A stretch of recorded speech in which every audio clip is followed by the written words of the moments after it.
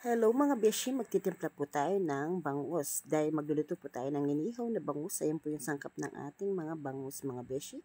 At hindi ko na po pinakita, tinanggal ko yung kanilang mga tinik.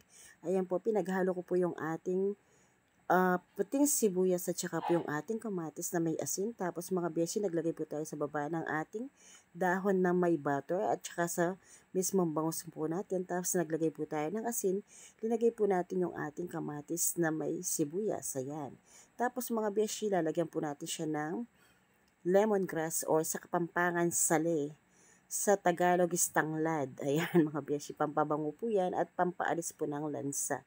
And then mga beshi, ayan, i-roll po lang natin. Ang purpose ko po kaya dinagyan ko po siya ng dahon ng saging kahit po mayroon na siyang aluminum foil para po maganda yung amoy niya at saka hindi po masunog yung ating bangus para po juicy siya.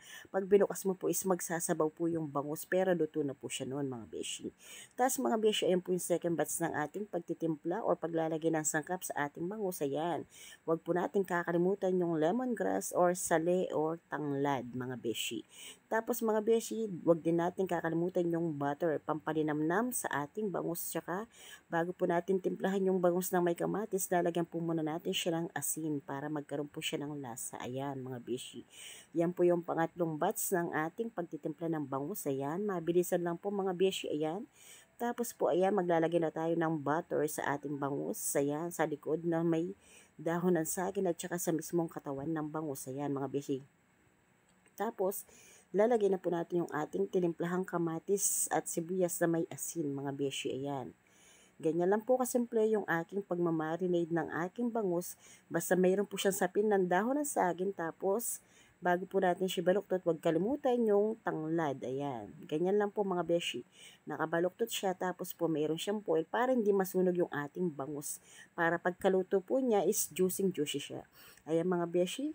Inihaw na po natin yung ating tatlong malaking bangus mga beshi ko. Ayan. Ayan po, hindi na po tayo gumagamit ng pamaypay dyan dahil mahangin naman po sa likod mga beshi. Ayan po yung ating background. Nakikita nyo po yung bundok ng Arayat mga beshi ko. Habang nag-ihaw tayo ng ating bangus. Ayan.